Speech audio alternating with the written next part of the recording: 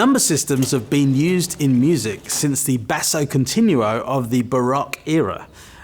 So what does it mean when musicians you're playing with start talking numbers instead of chord names? Well, there's a few things it could mean. We use numbers to signify the degrees of the scale, the notes in a chord, the tempo, the time signature, even the velocity when you're playing a digital instrument. But normally in Western church music, if the band or a worship leader starts talking in numbers, it means they are labeling chords according to the place they hold on the scale of the key the musicians are playing in. In other words, the numbers represent degrees of the scale. A 1 would be the first note of the scale. A 5 would be the fifth note of the scale. This is incredibly useful for signaling on stage during moments of spontaneous worship or improvised playing. Holding up 2 fingers means we're playing the chord of the second degree of the scale, the chord of the 2. Holding up 4 fingers means we're playing the 4th. By doing this, we can steer a band through a moment of spontaneous worship without the need for any music to be written down. All the musicians need to know is what key we're in and the degrees of the scale of that key. So let's break it down simply by looking at C major. We've played this C major scale in other videos. C is 1, D is 2, E is 3, F is 4, G is 5, A is 6, and B is 7. Once we're back at C, we're back at the 1 again. So using only the notes of the scale, the chords formed on each of the degrees will be 1 is a major chord, 2 is a minor chord, 3 is a minor chord, 4 is a major chord, 5 is a major chord, and 6 is a minor chord. So if I hold up 2 fingers to signal the chord of the 2, we can safely assume it's a minor chord. If I hold up 4 fingers for the chord of the 4, we can safely assume it's a major chord. In C major on a piano, it's nice and simple to look at because, as you see, it only uses the ivory notes, but the intervals between notes in every major scale are the same. So the same rules of chord composition would apply in any major key.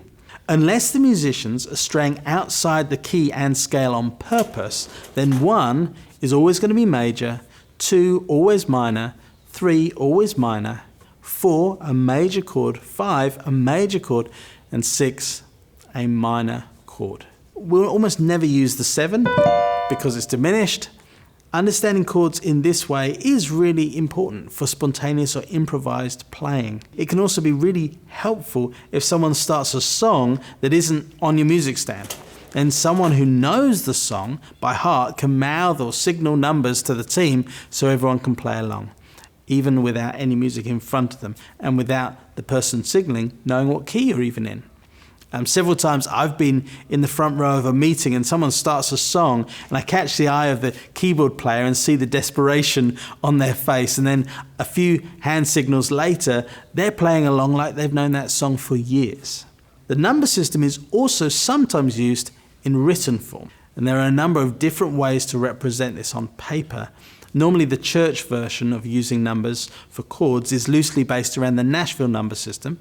The Nashville Number System was developed in recording studios in Nashville to help studio musicians transpose on the fly. Instead of showing chord names on the chord sheet like A minor, D minor, G or F, the letters are replaced with a number or a Roman numeral indicating 6 or 2 or 5 or 4.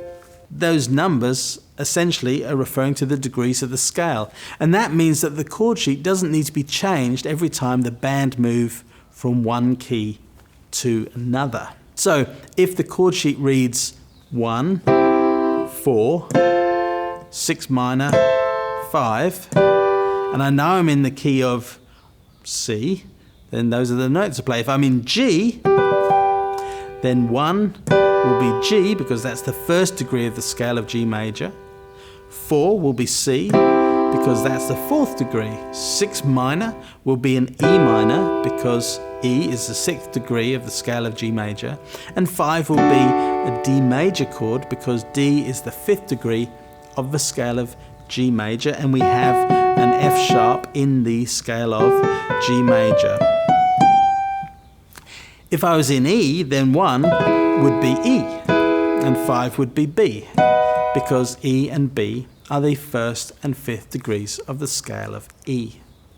My personal recommendation for chord sheets you use in church would be to stick to chord sheets that show the actual chords of the song as letters, not numbers.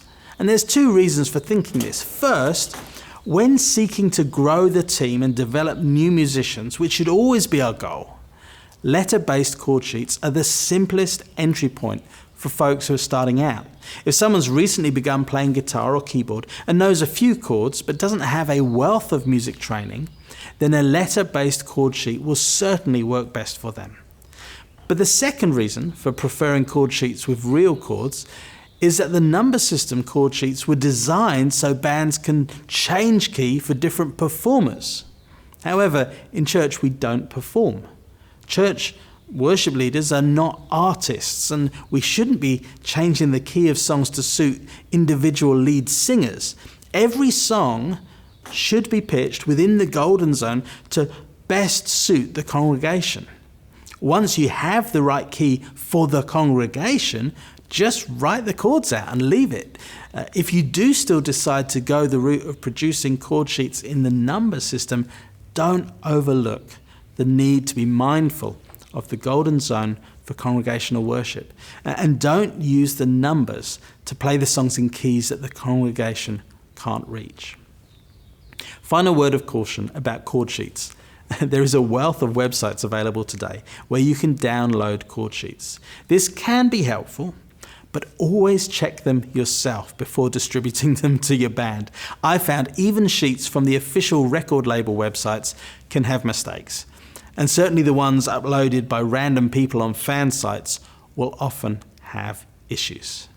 So, learn your numbers, work out how to understand the numbers in relation to the degrees of the scales, talk numbers when you're talking in the band.